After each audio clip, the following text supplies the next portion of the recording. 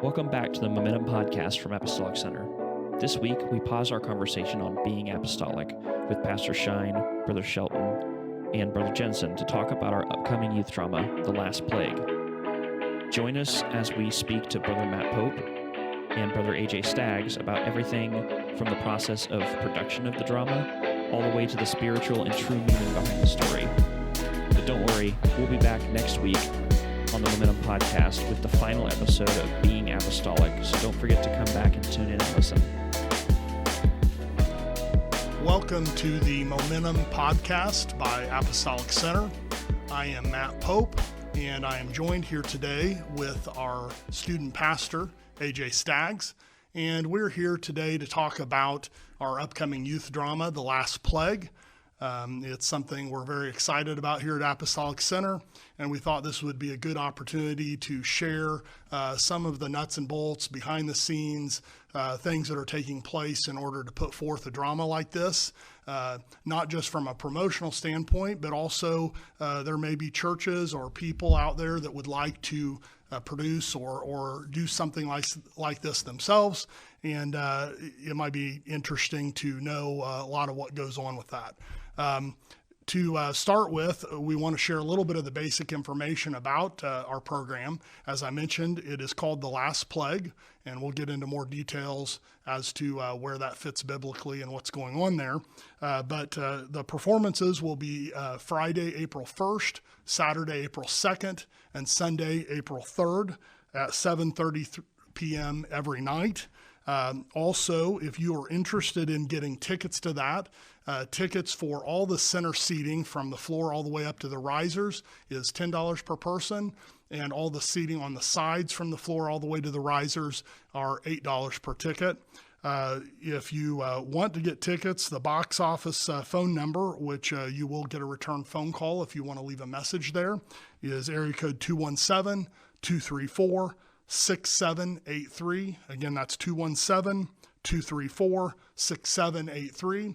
Our box office is here at the church, and it is open certain times throughout the week. So if you want to come in person and park by the front entrance to the church under the portico, if you go inside there and go immediately to your left, they will be open on Mondays and Fridays from 4 to 6 p.m., on Wednesdays from 4 to 7 p.m., leading right into our Wednesday evening service, and on Sundays from 4 to 5 p.m., leading up to our Sunday evening service. This is a musical drama. It's a little different than what you would typically think of when you think of a musical, in that, for the most part, our cast does not sing. We have a separate chorale from the actual actors, but it works out really well, and we interweave the music with the acting, I think, pretty well, and a lot of people enjoy it. It's a little bit different take for a musical than what some people might be used to. We have a capacity, for those that are interested in this, of approximately 1,980 people over the course of the 3 nights that we're going to do this production, which comes out to about 660 people a night, if I'm not mistaken, and we are anticipating totally selling out. We might be able to make some additional seating available on the nights of the production if we have last-minute arrivals. Can't guarantee the visibility of the seats. They'll be able to see for the most part, but they could have a little bit of an obstructed view of some things.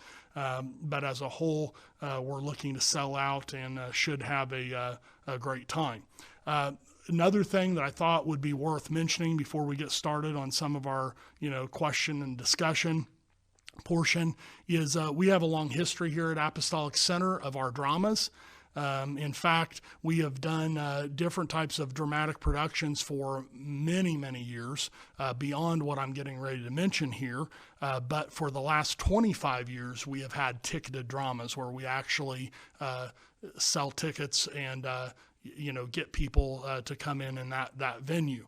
We have done 20 dinner theaters, which we always did at the Christmas season. We have done 9 Easter dramas, which we called I Am He, and we have done 8 to 9 youth dramas.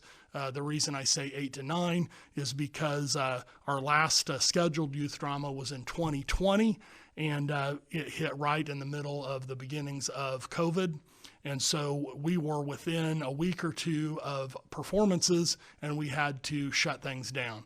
We rescheduled initially, and then we had to completely cancel, and that obviously was the right decision because of all the things that have gone on over the last couple of years. But because we did almost everything but perform, we spent a considerable amount of money. In my mind, we almost did 9 youth dramas, so to speak.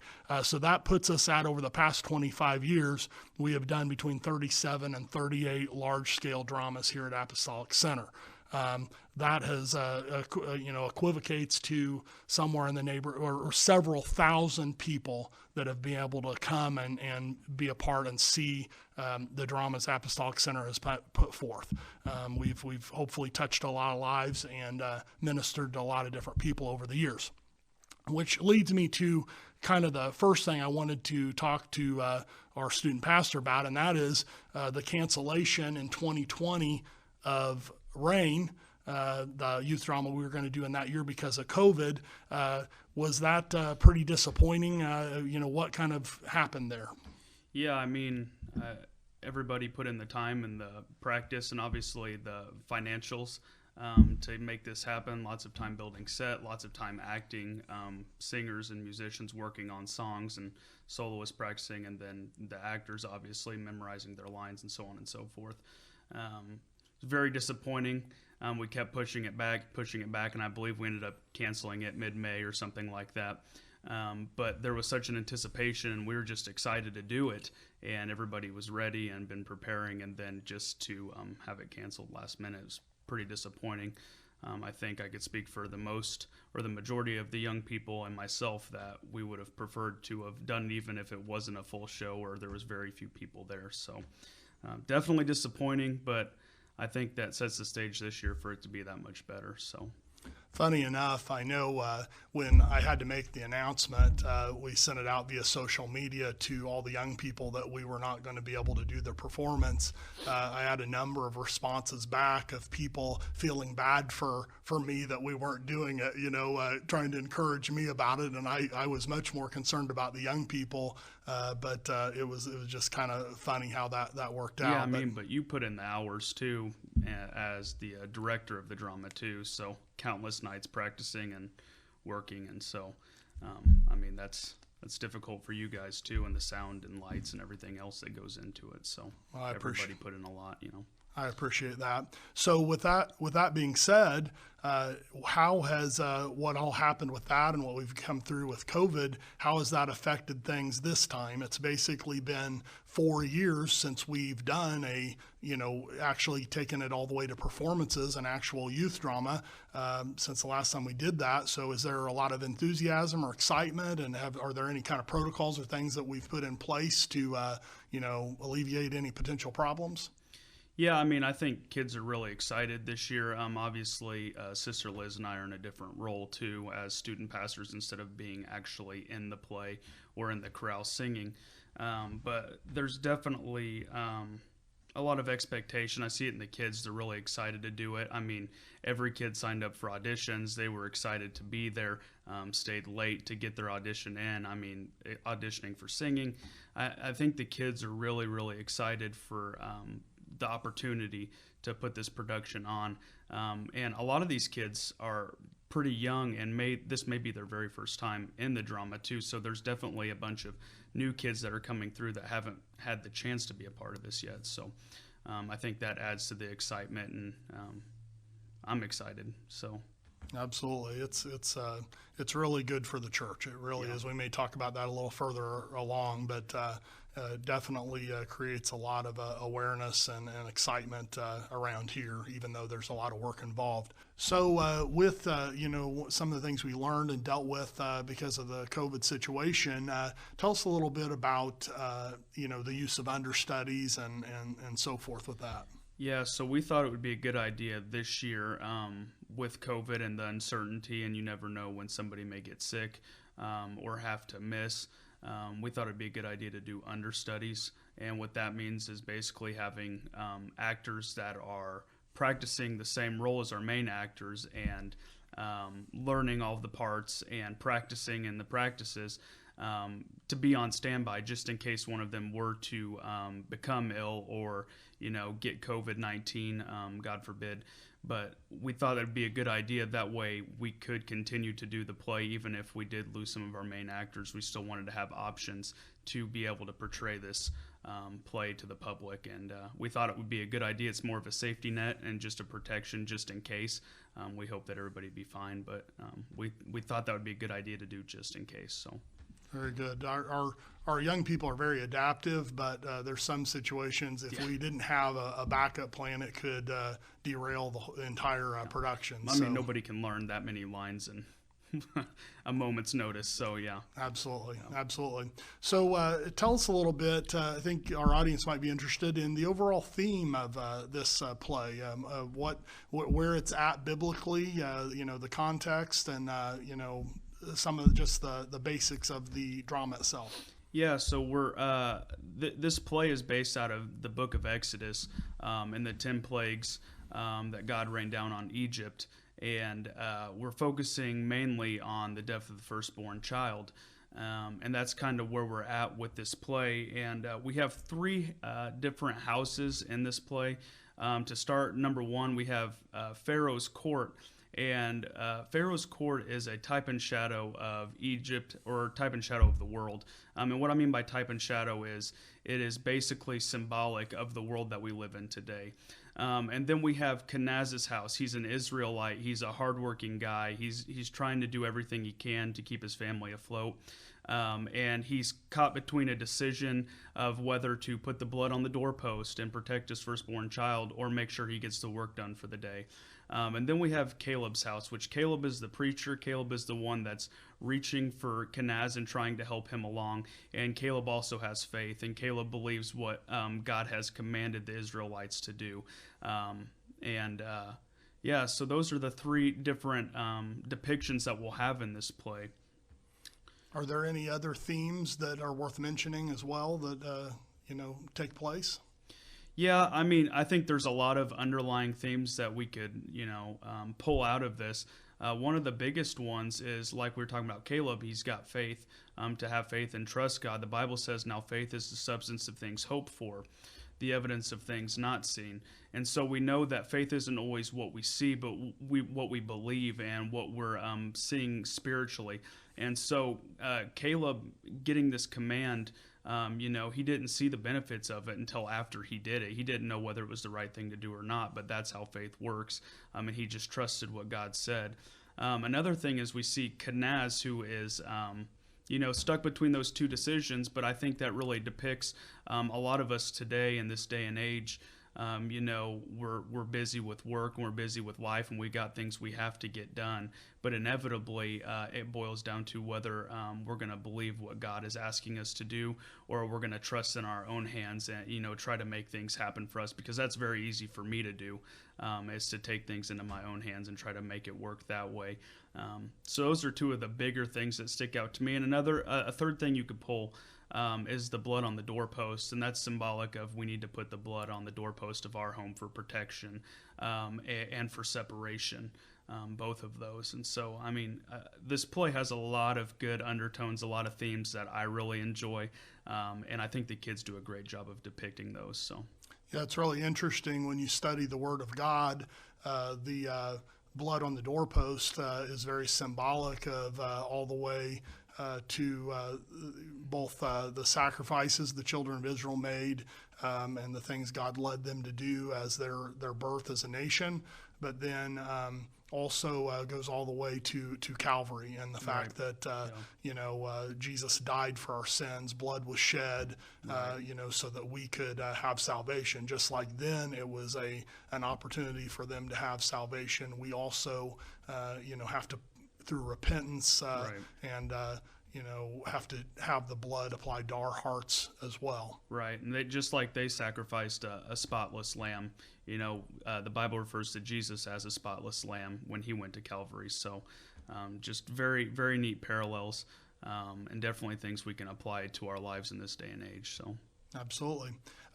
Tell us, this seems like a very involved script. Where did you guys purchase this script, or where did this script come from that you're using for this play? Yeah, so this script was actually written by a team of writers here at Apostolic Center, and so I'm very proud of that. I think that's a great thing. Obviously, it's all biblically based, but our team did put that together, and so I think that's incredible, and an incredible job by them to write this play and the undertones of the play that they've instilled. So. No, that's great. A lot of times that's something people want to know is, where did you get this? Where did you get these ideas? Yeah. and so forth. So tell us a little bit, AJ, about how many people are involved in making something like this happen.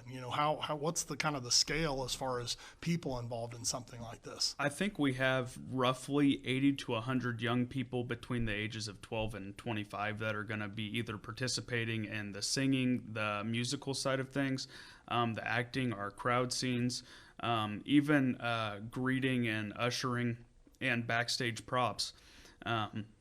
So it takes a lot of people. And then adults helping, we have roughly 50 to 100, give or take, that are helping with parking, that are helping with the after event where we're having food and, we're going to meet the actors and that kind of stuff.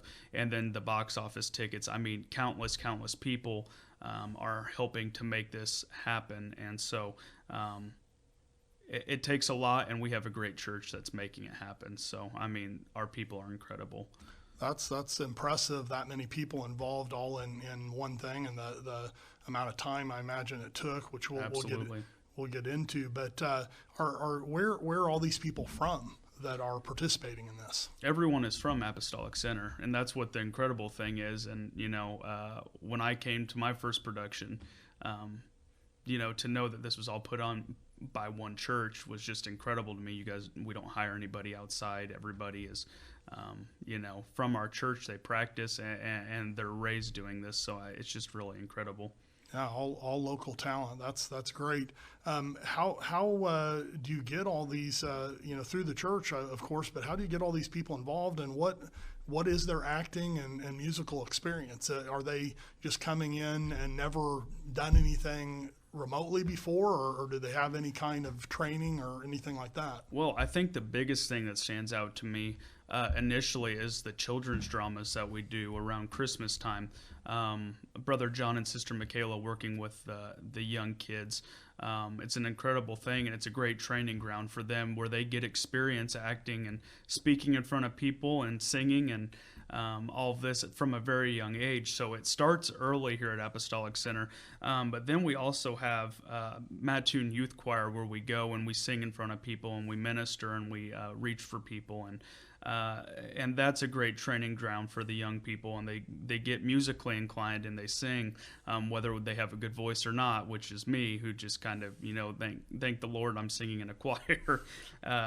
And then we also have our adult dramas, which we haven't done one in a few years, but I'm thinking I Am He is a big one that I've seen, and I got to actually be a part of that my first couple of years here at Apostolic Center, and it taught me a lot about this because really I didn't know anything about acting or singing or music. So there's a lot of great programs here that are helping equip our kids for this youth drama specifically, and they all work together to make this drama successful. That's awesome. You mentioned some of the things that are happening, and especially you talked about the Mattoon Youth Choir, which I know has been in existence for somewhere close to 40 years now. Yeah. They travel at least on a summer tour somewhere around the country, and they've also traveled multiple times overseas. And so they have a lot of experience and then sing on a consistent basis here at the church. But tell me a little bit more about the programming you have for young people and for students here at the church. Yeah, we have, obviously we have youth programming such as youth nights, which is every other Friday. We have a youth church where our kids sing and they put on all the music and they do the sound. And they make all of that happen. I preach sometimes too long. But we have that. Our youth events every other Friday night are for our young people to gather and build relationships together and to unify us. And we do fun things. I mean, we play basketball. We do an escape room, for example, was the last event that we did, and our kids really had a great time. I'm trying to think. There's so many things that we do, and Mattoon Youth Choir is another one, and then Unity Weekend Youth Retreat, where all of our kids gather in October for 3 or 4 days, and we kind of get away and come together as a youth group. So it sounds like you offer a lot for students in middle school, high school, and beyond to be a part of here. Yeah. Then, awesome. Should with this being a youth drama per se, or a student drama, should people temper their expectations or have low expectations for what they're coming to see, because it is still younger people? No, I don't think so at all. In fact, these are some of the greatest plays that I've seen, and our young people are just incredible. They put in countless hours, and they're well equipped from a young age. And so I know when we hear youth drama, we think it's just going to be a so-so play, or maybe just one of those church Christmas plays that you see, every year. But it's nothing like that. This is a high-scale, very detail-oriented play where kids are spending countless hours practicing their lines or practicing their solos. And Brother Nixon leading the chorale, they're spending countless hours learning songs, different parts. And then the timing along with it all, and we have lights and sound that go into this. So it's a very big deal, and it's a very good quality play. And no, I don't think people's expectations should be low, because this is a very good quality play, and our young people put in a lot of time to make it that way. So I certainly agree with that. How long, you talk about the time involved. How long does it take to put something like this together? Could you tell us a little bit about the time involved and maybe the process or the phases of doing something like this? Yeah, so we started working on youth drama back in January, right at the beginning of the year, working on different things and preparing the set. And then we started building the set in February. And from there, we've been doing our marketing.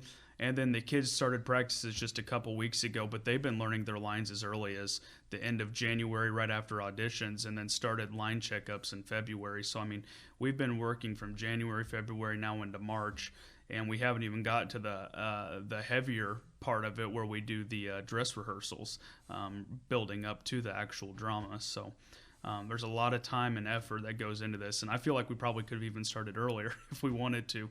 So there's a lot to do for this drama. Absolutely. Would you kind of break down some of the phases that are involved with maybe doing a drama like this, the different parts of that and what goes into that? Yeah, you're talking like set building and different things like that, correct?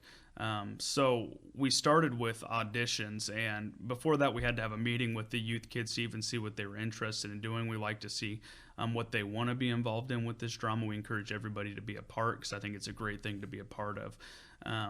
But we started with that, and then we had our auditions, which lasted about a week or so, where we spent Monday through Friday from 6 to 10 o'clock or later, seeing the kids' auditions, coming back and doing another audition after that, recalls, or callbacks. And that's where it starts. And then from there, we started with line checkups and finding people that wanted to help with those. There's a lot of moving parts to this, and Sister Liz and I and you, Brother Matt, we can't do it all. And so our people are great that are helping us. And so we did that.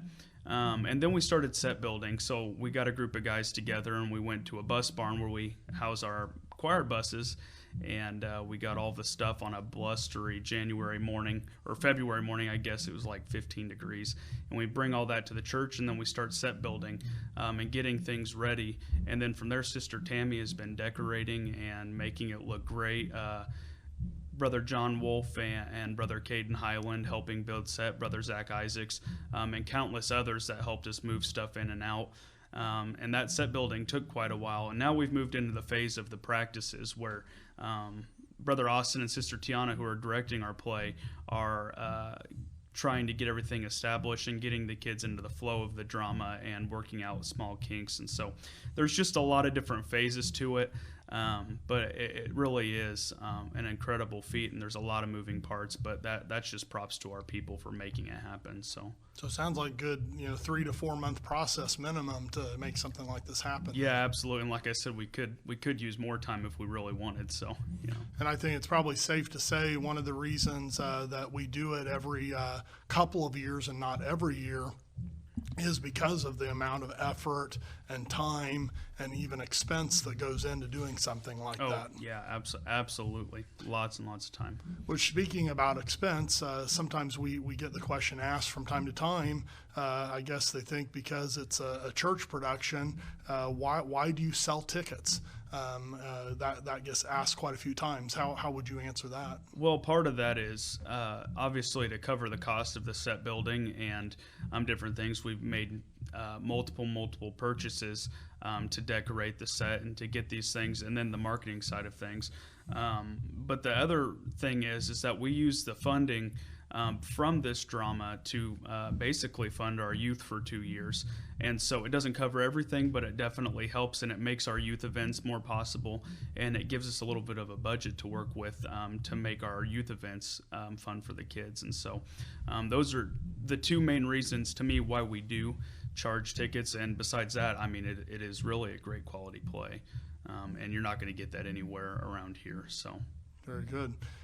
So kind of a deeper meaning here, why do we do youth drama? What's the purpose or the objectives, goals behind doing something like that? All the effort and time and so forth that goes into it, but what is the bigger purpose to that?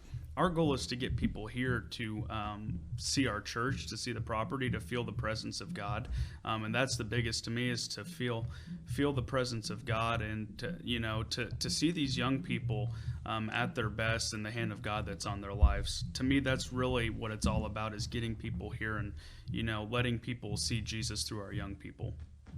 Very good, very good. I would say that builds a lot of unity and connects a lot of people together. All the people involved to make a process like this happen is probably powerful as well. Yeah. Have you reached any people specifically before through this drama? Yeah, as far as I'm aware, we've definitely reached Brother Colby Filipiak, Sister Miriam, and then there are others too. And I can remember even as a young child, coming to the I Am He drama, which is a little bit different than our youth drama, but it really drew me and it just intrigued me because it was such an interesting thing. And to see all those people come together, especially young people, made me want to be a part. And so, yeah, I mean, this definitely reaches people, and that is one of the goals, is that we reach people and that it pulls on people's hearts. Absolutely. I've always thought people want to belong. They want to be a part of something, especially if you have something that can be exciting and fun, even if you've had no dramatic experience before. Just being a part of something of this scale with a bunch of other young people, and to have success and to have wins. They walk out and you have 600 to 700 people in the audience coming to witness what they've worked and spent all that time to do. That's very rewarding, and to feel like the effort that they put in was worthwhile. And quite frankly, students or young people are going to find things to do with their time. They tend to have more time than adults that are involved with their careers and so forth, and they have some excess time sometimes, and why not create opportunities for them to do something productive, something to invest in with eternal potential, so to speak. Oh, absolutely. So one other thing I thought we would mention too is that we from 2 years ago even, but especially from 4 years ago, the last time we actually were able to do youth drama performances, Apostolic Center has actually seen probably at least 40 young people get married during that period of time. Has that affected the drama, and has that, how's that affected things in general? Oh, absolutely. And Sister Liz and I being one of those couples that ended up getting married in that time span. But Yeah, I mean, there's definitely a gap, an age gap. This is a lot younger cast that we have, and even singers and musicians are a lot younger. I think Sister Barrett comes to mind, that's going to be playing the main keys for us. I'm not even sure that she's 16 yet, is she? She is. She turned 16. Sorry, Barrett. But yeah, I mean, people stepping up as Brother Nixon steps into the role of chorale director. Somebody had to fill in on the piano, and that's the same way all the way around the board. I mean, with main actors, most of these young people did not have main roles in the last time. In fact, some of these kids that had main roles weren't even a part, and so of the 2016 drama. And so there's a big gap, but they're really stepping in and filling it, and it's really incredible to watch and see them really take on the burden and, just be as passionate as the last generation was with it. And so I know we lost a lot of people, but it's really incredible to see them step into it and, start to feel the burden and step into the role of, this play. I think actually, as you were talking, recognize that you're really going to be in trouble with Barrett in that she just had a birthday that she turned 17, I believe. Oh my Lord! In the last week or so. So well, I double apologize then. So the last thing I wanted to ask you about is give us your personal perspective on this of you and Liz, your wife. How has this affected you and your schedule? And beyond that, you're going from the last two times we've done this or more, you and your wife Liz were participants in this, and now you are leading this program. What's kind of, how has all this affected you and your schedule and all the things going on with that? Well, I don't know that I'd necessarily say we're leading it. I think with your guidance, we're figuring out how to maneuver and learn how to do these things, because this is brand new to us, and so it's taken a lot of time, a lot of meetings, a lot of papers from you and documents. But thank the Lord for those to keep us organized and on track. But there's just so many moving parts, like I said. I never would have thought, but there was this much that went into it. And so now seeing this from a leader's perspective instead of just a participant in the drama, there's a big difference. And we've spent countless hours at home and then here at the church with meetings, and now we're starting to come to the practices to watch the kids. And then there's the spiritual aspect of it, which I assume we'll probably get into here in a little bit, but the praying and the fasting side of things. So there's a lot.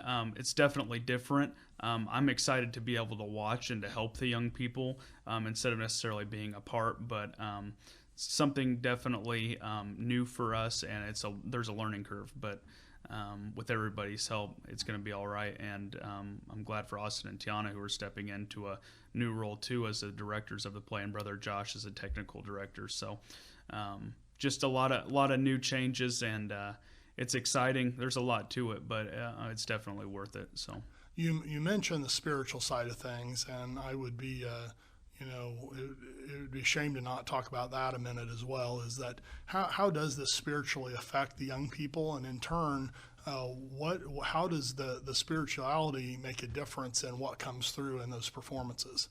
Yeah, I mean, we definitely try to make that a focal point of the practices. We open every practice with prayer and ask God to be with us. But more than that, here in the next couple weeks, we're going to be implementing some fasts. We're fasting as a youth group collectively to unify us and to make us more sensitive. We know that fasting doesn't change God, but it changes us. And we really want the light of Jesus to shine through our young people when they're acting. We want people to feel the touch of God and see the light of Jesus shining through them. And so how do we do that? I mean, that's by prayer and by fasting. We can practice all day long, but we need the Spirit of God to be in the midst of what we're doing. And if it's not, to me, it's not worth it. But these young people are doing a great job. And like I said, we're implementing fast here in the next couple of weeks. And we'll have some leaders come in and pray with our young people to kind of set the stage for what God's going to do at the play and in this drama. So. Yeah, no matter how much work you put in, you need God to step in, and He makes up the difference, and how it makes the impact on hearts and lives, like He wants and desires to, and we desire for him to do. So that's a very important component of what we're doing. That's, I believe, makes a difference in this and any other type of play because God is involved, and through his anointing and his power and his love and his spirit is hopefully touching hearts and lives and souls in a great way. So just to kind of recap what we mentioned before, we are performing The Last Plague Friday, April 1st, Saturday, April 2nd, and Sunday, April 3rd, and that is at 7:30 p.m. every night. And tickets are available through our box office at area code 217-234-6783. And the box office will also be open, which is here at the church through the main entrance to the church, Mondays and Fridays from 4 to 6 p.m., Wednesdays from 4 to 7 p.m., and Sundays from 4 to 5 p.m. We do anticipate selling out, so it'd be great to get tickets as soon as possible. I know we have a lot of usually groups that bring in and buy large blocks of tickets, so you don't want to miss the opportunity to see this. It's always been said that drama is one of the most inoffensive ways to show and tell people about the Bible and the Word of God, and we believe this is certainly the case here, and we believe it can be very impactful and will touch your life. So we hope you can join us with the Last Plague coming up in a few weeks here at Apostolic Center. Thank you for joining us for the Apostolic Center Momentum podcast, and we look forward to speaking to you again soon. Momentum.